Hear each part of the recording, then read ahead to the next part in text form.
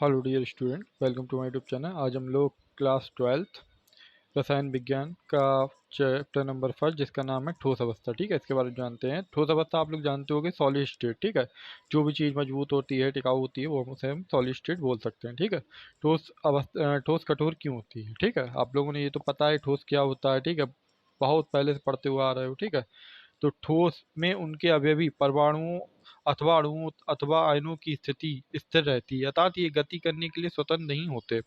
ये केवल अपनी माध्य स्थितियों के चारों ओर दोलन करते रहते हैं, मतलब घूमते फिरते रहते हैं।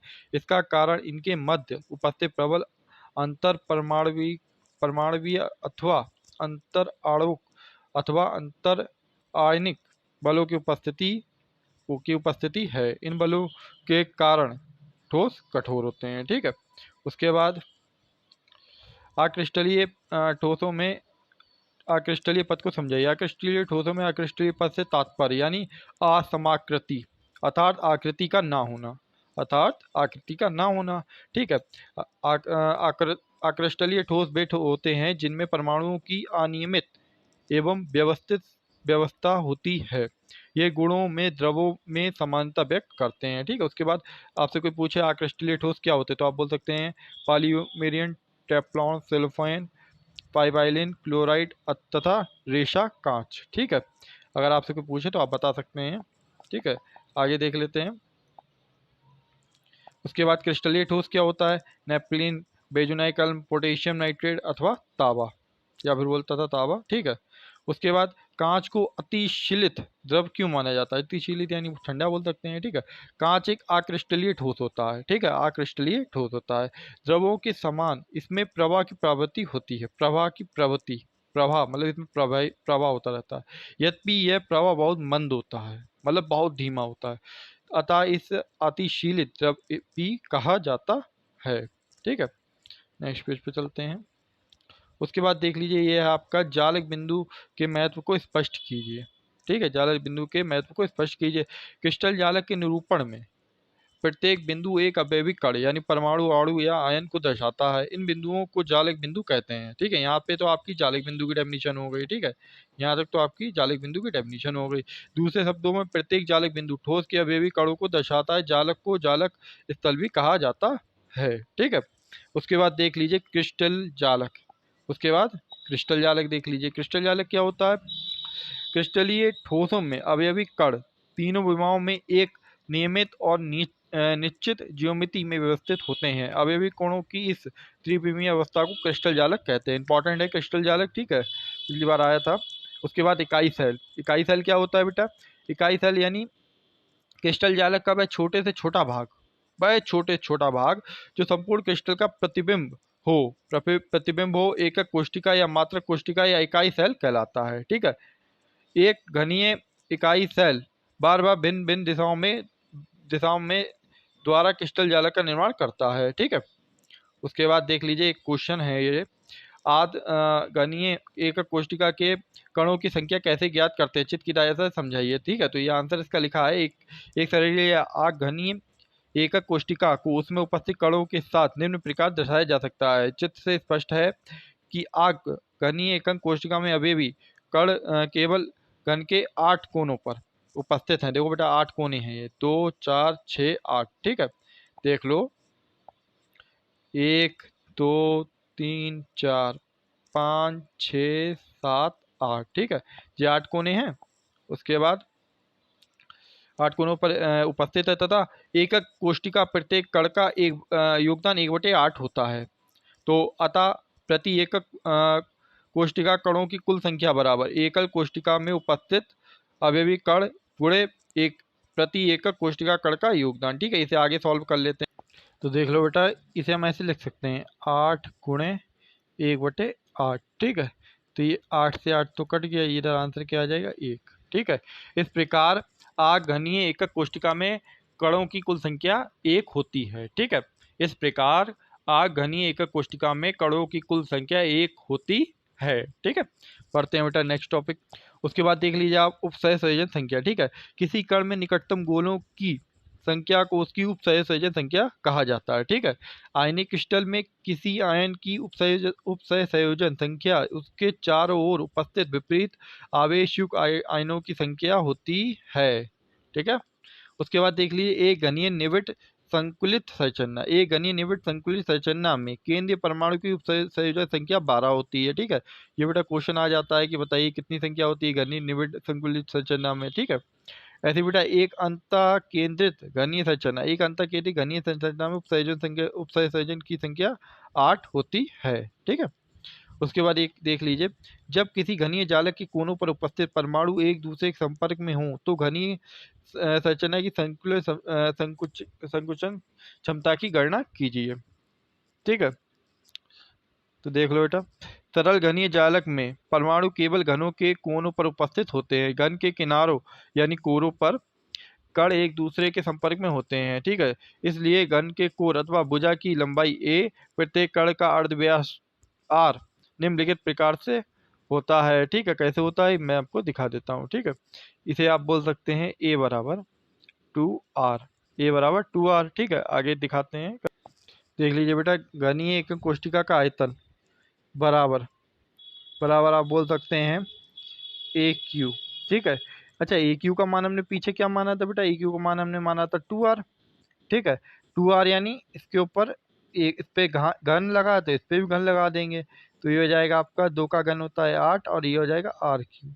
ठीक है, ये क्या हो गया, इसका ए का मान हो गया। ठीक है, इसका चित्र देख लो बेटा, ये चित्र है इसका,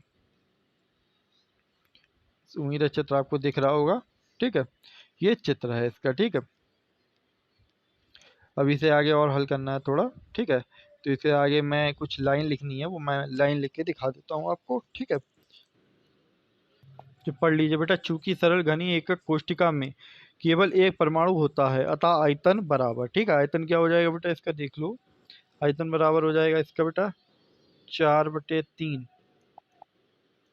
4/3 pi r cube, pi r cube. ठीक है, और बेटा हमें संकुचन क्षमता का सूत्र, ठीक है, आपको मैं अभी इसकी जो सूत्र की पूरी डिटेल है वो मैंने एक पेज पर लिख दी है। ठीक है, वो सूत्र मैं आपको दिखा दूंगा बाद में। ठीक है, तो पहले इसे हल कर लेते हैं। संकुचन क्षमता बराबर संकुलन क्षमता बराबर होता है हमारा एक परमाणु का आयतन, एक परमाणु का आयतन बटे घनीय एकक कोष्टिका का आयतन गुणे 100, गुणे 100 इधर और करना पड़ेगा, जगह नहीं है क्योंकि मैं नोट कर।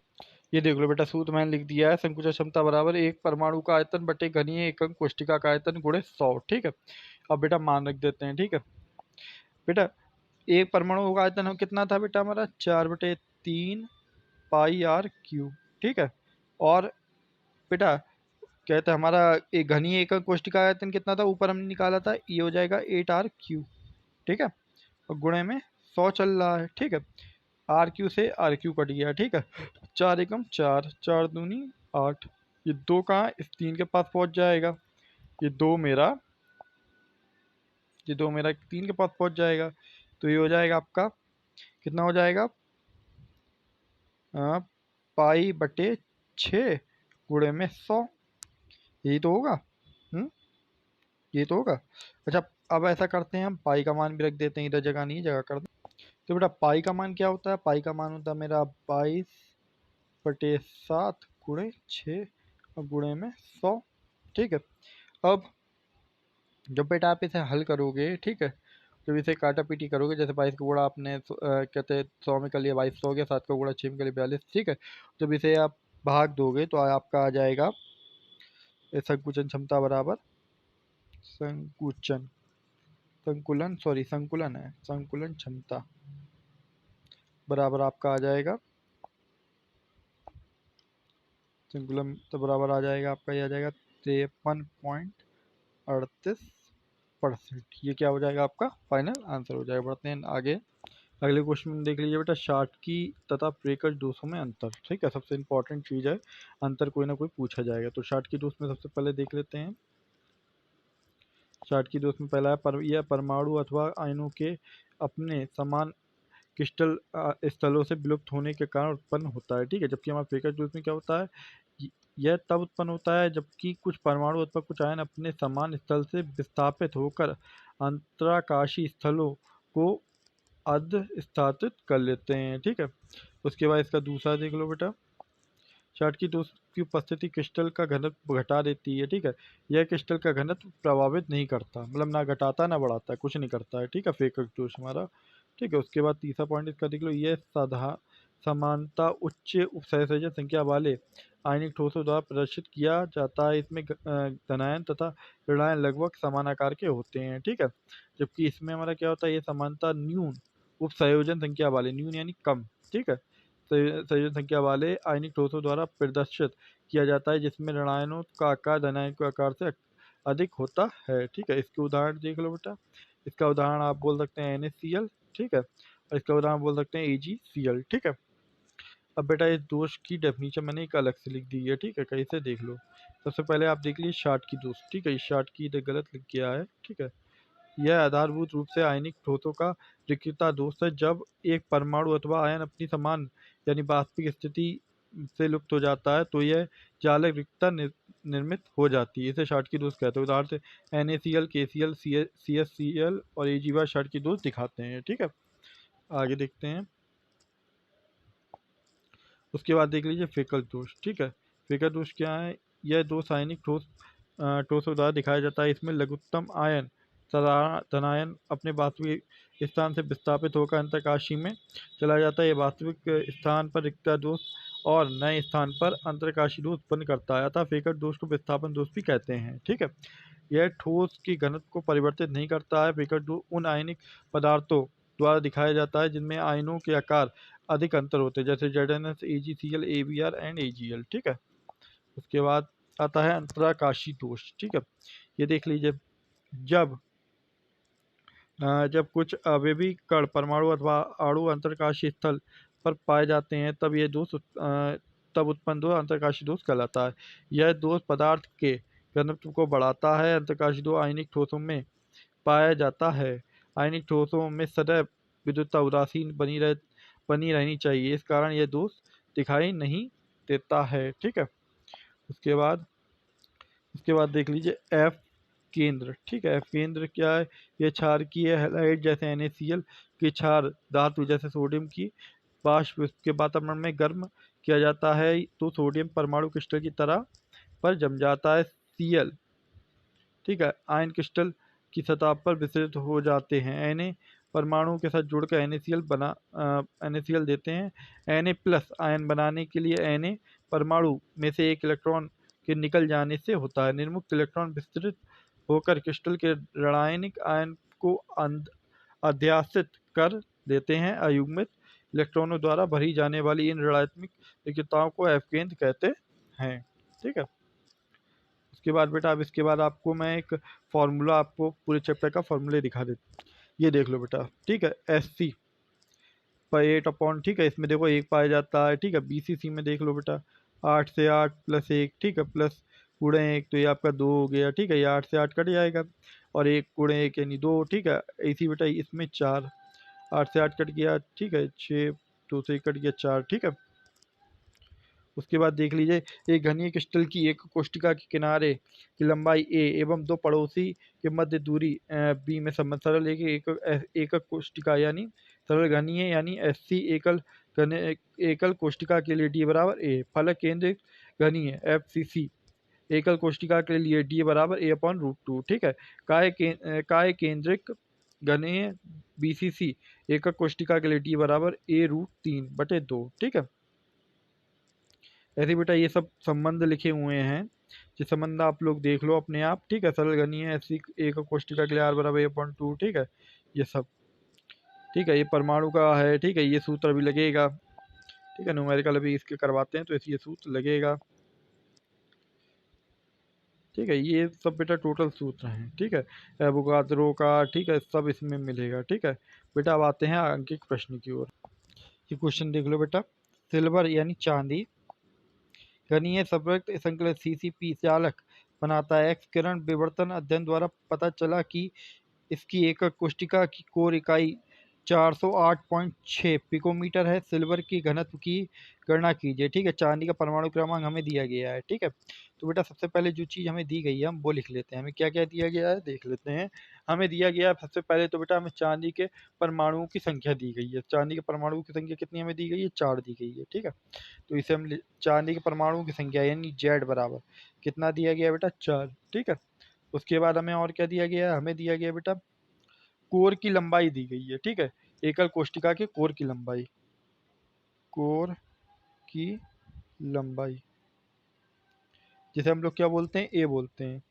क्या बोलते हैं? ए। कितनी दी गई है बेटा? ये हमें दी गई है 408। ठीक है, 0.6 पिकोमीटर। पिकोमीटर, पिकोमीटर को मीटर में बदलेंगे। जब पिकोमीटर को बेटा मीटर में बदलेंगे तो ये हो जाएगा 408.6 गुणे 10 की घात माइनस 12 मीटर। ठीक है, ये आपका किस में बदल गई? मीटर में बदल गई। ठीक है, उसके बाद बेटा हमें एक चीज़ और दी गई है, एम बराबर यानी परमाणु द्रव्यमान दिया गया है। परमाणु द्रव्यमान ये लिखा है, चांदी का परमाणु द्रव्यमान 107.9 यू। ठीक है, यू यानी मोल में दिया गया है। ठीक है, तो देख लो बेटा, इसे ये भी लिख लेते हैं हम लोग। क्या? एम बराबर कितना दिया गया है? हमें दिया गया है 107.9। ठीक है, ग्राम मोल एन, मोल इनवर्स। ठीक है, हम ग्राम मोल इनवर्स को हम किलो मोल इनवर्स में बदल लेते हैं। ठीक है, किलो में बदलेंगे तो बेटा क्या हो जाएगा देख लो। किलो में जब इसे बदलेंगे, एम बराबर 107.9। ठीक है, किलो, सॉरी,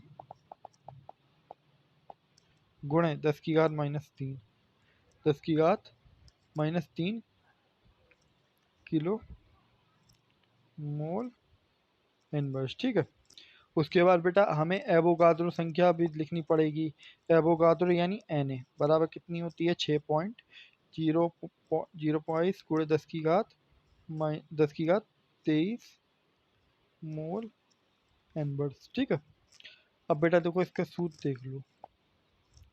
आप लोगों ने ये पढ़ा होगा, फेरेड बराबर जेड एम अपॉन ए क्यू और एन ए। ठीक है, फॉर्मूला लिख दिया, आप सॉल्व कर लेते हैं इसे। सबसे पहले बेटा जेड, जेड हमें कितना दिया गया है? जेड बराबर हमें 4 दिया गया है। 4 एम कितना की दिया गया था बेटा? हमने एम निकाला था, कितना कितना निकाला था? 107.9 गुणे 10 की घात माइनस 3।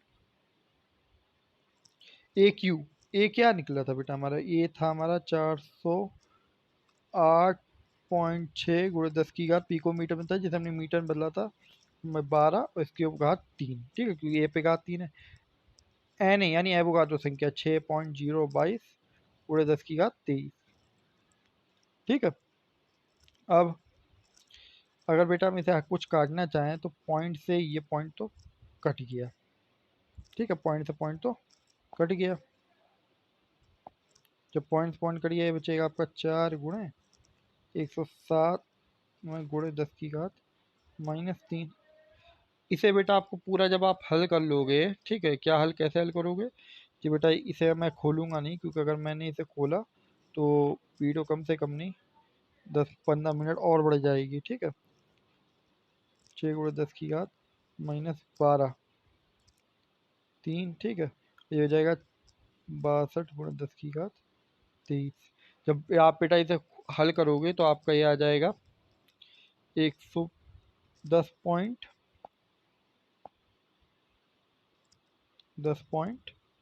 5 गुणे 10 की घात 3 किलो मीटर। ये क्या हो जाएगा? आपका फाइनल आंसर हो जाएगा। नेक्स्ट क्वेश्चन की ओर बढ़।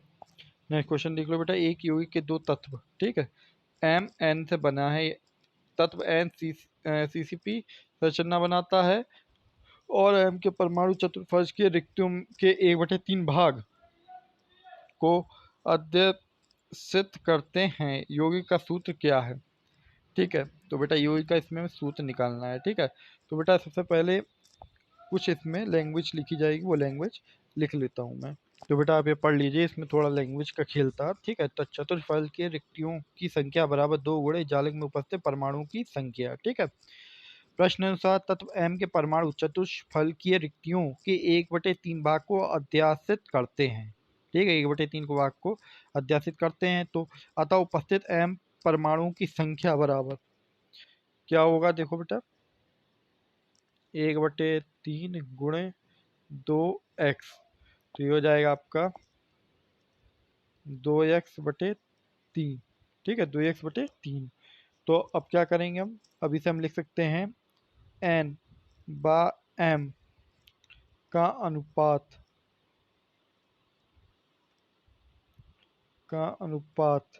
बराबर n अनुपात m बराबर बोल सकते हैं आप x अनुपात 2x/3। ठीक है, और इसे आप ऐसे भी लिख सकते हैं, 3 का भाई गुणा हो जाएगा इस x में। ठीक है, तो ये इसे आप ऐसे भी लिख सकते हैं 3x अनुपात 2x। ठीक है, इसे आप ऐसे भी लिख सकते हैं, चाहे तो x से x काट दीजिए, तो आप इसे लिख सकते हैं 3/2। और अगर आपसे कोई पूछे यौगिक का सूत्र, ठीक है, तो आप बोल दीजिए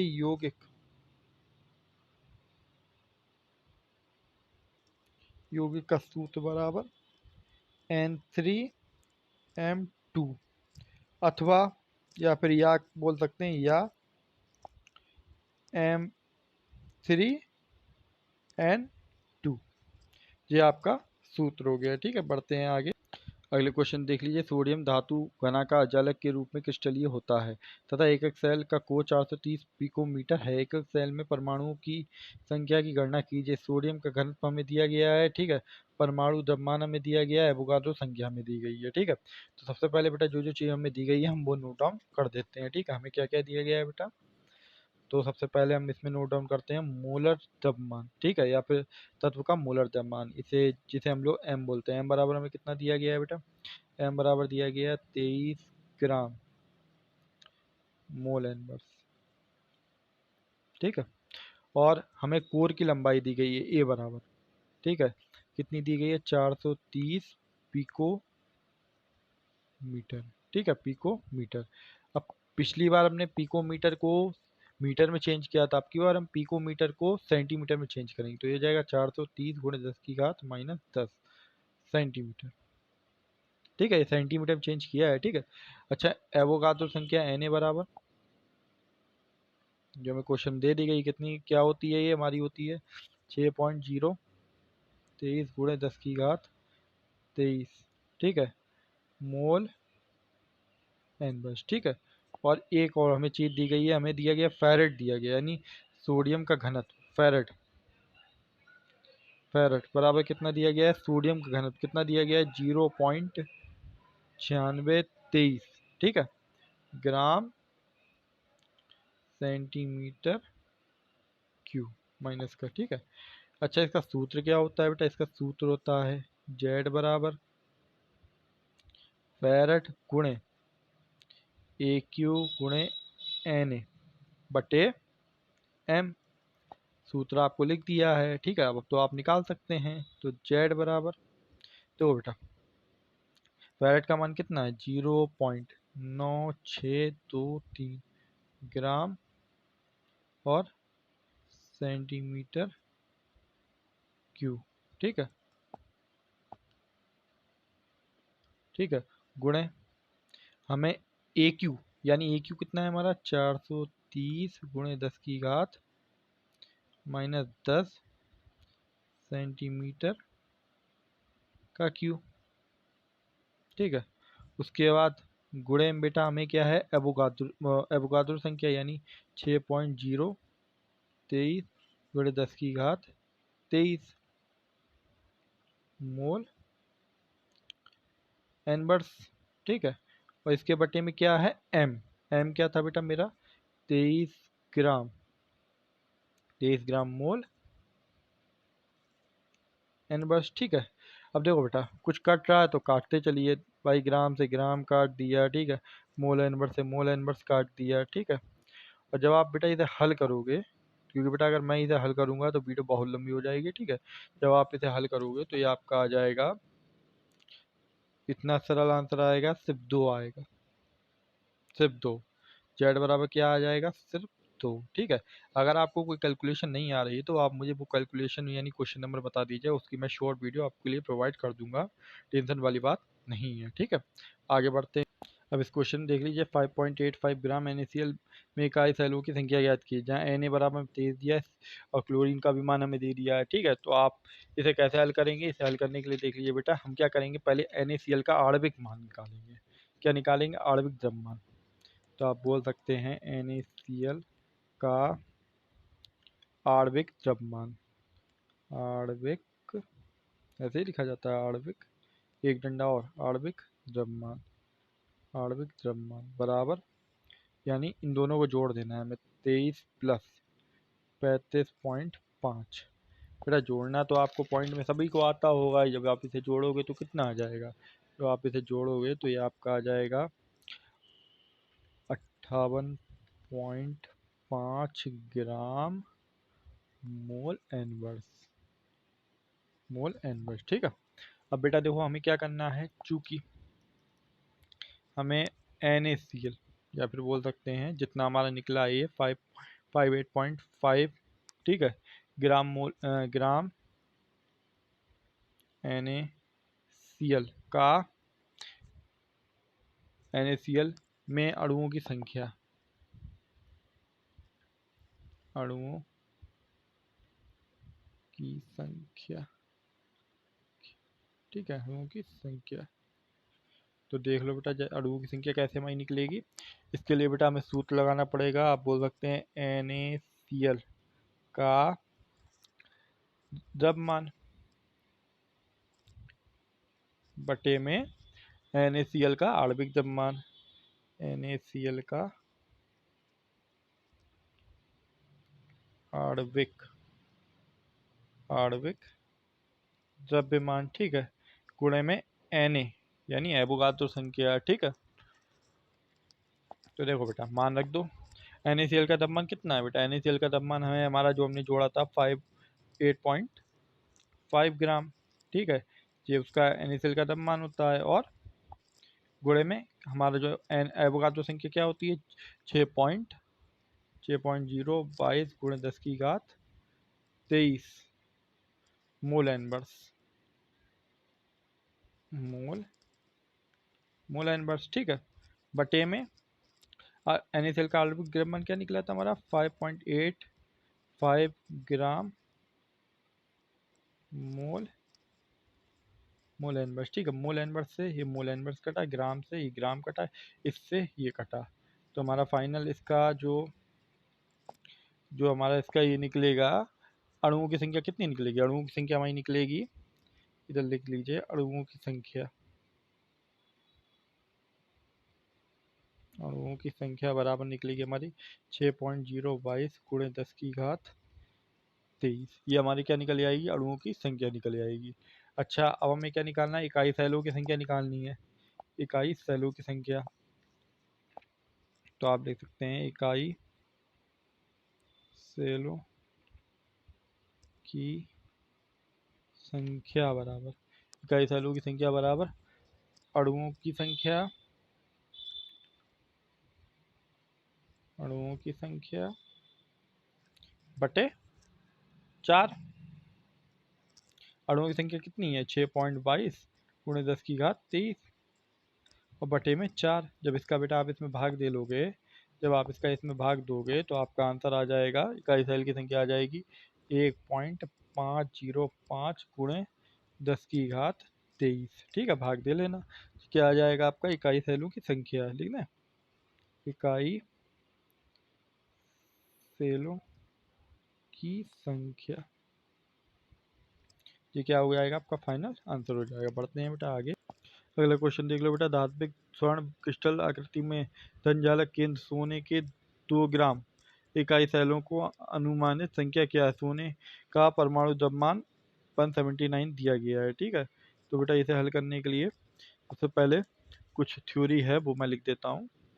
तो देख लीजिए बेटा, धात्विक स्वर्ण में 179 ग्राम द्रव्यमान में परमाणु की संख्या बराबर 6.022 गुण 10 की घात 23 यानी एवोगाद्रो संख्या। ठीक है, चूंकि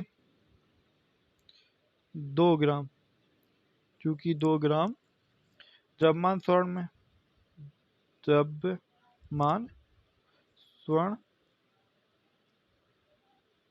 ठीक है, द्रव्यमान स्वर्ण में देख लो बेटा क्या हो जाएगा आपका परमाणु की संख्या बराबर परमाणु की संख्या बराबर 6.022 गुणे 10 की घात 23। ठीक है, गुणे में 2/179। ठीक है, उसके बाद इकाई सैलों की संख्या भी इसमें हमें जोड़नी पड़ेगी। ठीक है, तो आप बोल सकते हैं चूंकि चूंकि इकाई चूंकि इकाई सेल में 4 परमाणु हैं। ठीक है, तो बेटा इकाई सेलों की संख्या कितनी हो जाएगी? इकाई सेलों की संख्या बराबर हो जाएगा आपका 6.0। जी बेटा एक चीज गलत हो गई है, ये 22 नहीं बेटा, ये 23 होगा, सॉरी 23 होगा। 23 गुणे 10 की घात 23 गुणे 2। ठीक है, ये 2 तो लिखा ही था, नीचे लिखा था 179 और गुणे में 4 हो जाएगा। तो एकम 2, 2 दूना 4। ठीक है, जब बेटा आप इसे हल करोगे तो आपका आंसर आ जाएगा 1.68 गुणे 10 की घात 21। ये क्या हो जाएगा? आपका फाइनल आंसर होगा। अगला क्वेश्चन देख लो बेटा, एक ठोस द्रव्यमान में पोटेशियम परमाणु क्रिस्टलीय घनी है। जालक के केंद्र में स्थित पोटेशियम के 4 ग्राम इकाई सैलों की अनुमानित संख्या क्या होगी? जहाँ पोटेशियम के का अणुभार में 39 दिया गया है। ठीक है, तो बेटा जो चीज़ें हमें दी गई हैं हम वो नोट कर लेते हैं। हमें क्या क्या दिया गया है बेटा? हमें बेटा देखो, इसमें पहली चीज़ तो पता है एन यानी एवोगाद्रो संख्या तो हमें लगानी पड़ेगी 6.022 गुणे 10 की घात 23 मोल एनवर्स। ठीक है, और बेटा हमें इसमें x बराबर दिया गया है 4 ग्राम। ठीक है, x बराबर कितना दिया गया है? 4 ग्राम। इसमें m यानी परमाणु की संख्या परमाणु भार कितना दिया गया? 39। और z बराबर यानी 2 दिया गया है, z। ठीक है, इसका बेटा सूत्र क्या होता है? सूत्र देख लो, मैं सूत्र लिख देता हूँ। जैसे x ग्राम द्रव्यमान में इकाई सेलों की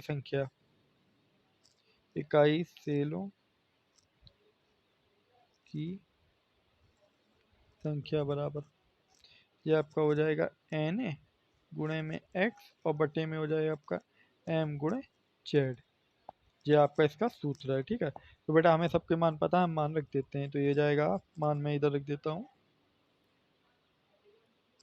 इधर 6.022 गुणे 10 की घात 23 मोल इनवर्स।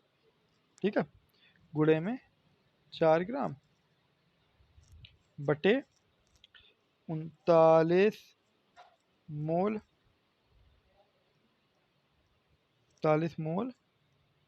39 ग्राम मोल है, 39 ग्राम मोल इनवर्स। ठीक है, और गुणे में 2 मोल इनवर्स से मोल इनवर्स, ग्राम से ग्राम। ठीक है, 2 से 2 कटा। ठीक है, 2 का बेटा गुणा इसमें कर दीजिएगा और भाग कर दीजिएगा, आपका आंसर आ जाएगा 3.1 गुणे 10 की घात 22। ये आपका क्या हो जाएगा? फाइनल आंसर हो जाएगा। ठीक है, उम्मीद है आपको ये वीडियो समझ में आई होगी। ठीक है, और इसके अगर आपको पीडीएफ चाहिए हो, मतलब ये जो मैंने कैलकुलेशन की है और ये जो भी नोट्स हैं, अगर आपको ये चाहिए हो तो कमेंट सेक्शन या व्हाट्सएप पे मुझे बोल दीजिएगा। ये नोट्स आपके लिए बिल्कुल फ्री ऑफ कॉस्ट हैं, कोई इसका 1 रुपया चार्ज करने की आपको ज़रूरत नहीं है। ठीक है, मिलते हैं नेक्स्ट वीडियो में।